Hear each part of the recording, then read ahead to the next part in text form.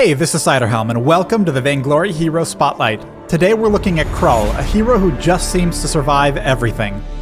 Krull seeks release from his eternal curse, but nothing he touches seems capable of bringing his misery to an end. Instead, most of his opponents have learned that the best way to deal with him is to keep their distance. When Krull stands still and brush for a few moments, his Shadows Empower Me perk kicks in, granting him a large burst of movement speed the next time he leaves the brush. While this bonus is active, his next basic attack will also apply a strong slow to his target. Krull's Dead Man's Rush dashes him to his target, dealing both weapon and crystal damage and applying on-hit effects such as Aftershock, and it also grants Krull a temporary barrier.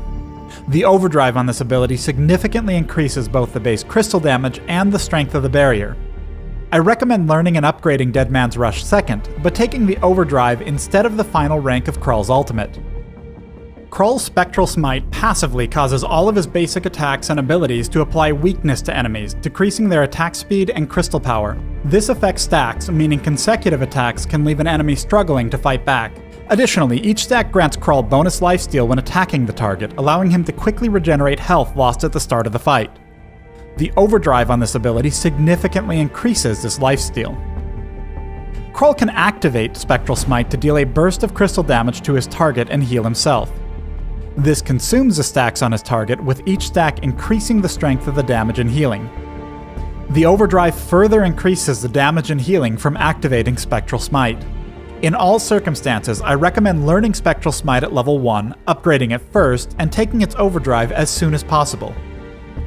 Krull's ultimate, From Hell's Heart, causes him to throw his sword in a targeted direction, dealing crystal damage to any enemies it passes over. Once the sword reaches its maximum range, it will turn around and return to Krull. If the sword hits an enemy hero, it will stun and slow them. The duration of the stun is increased based on how far the sword has traveled, meaning it can last much longer if Krull manages to hit a hero while the sword is on its return path.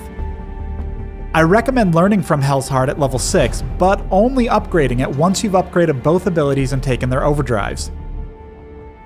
In the utility category, Boots, Warhorn, and Shiversteel are all strong core items for Krull, who can otherwise struggle to stick to slippery opponents.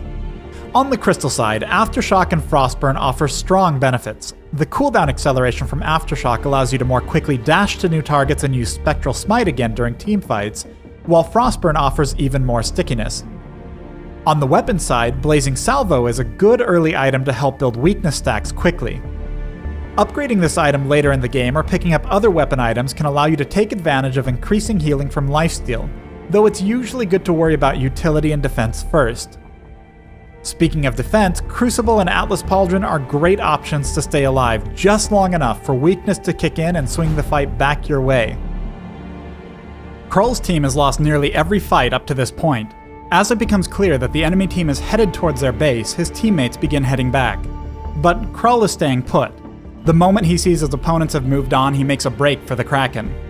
Krull isn't aware of the nearby scout trap, but the vision it provides simply doesn't matter.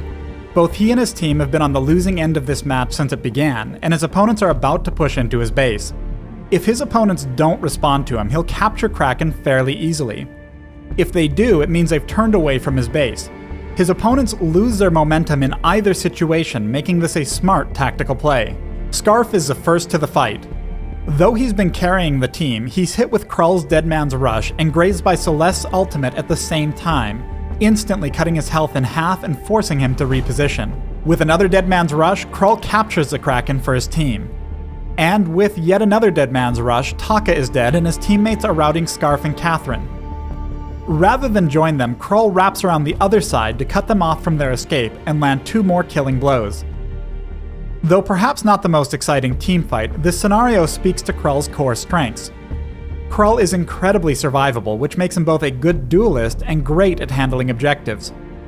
And while it's true that his weakness is his short range, his affinity for brush and ambushes can offset this disadvantage.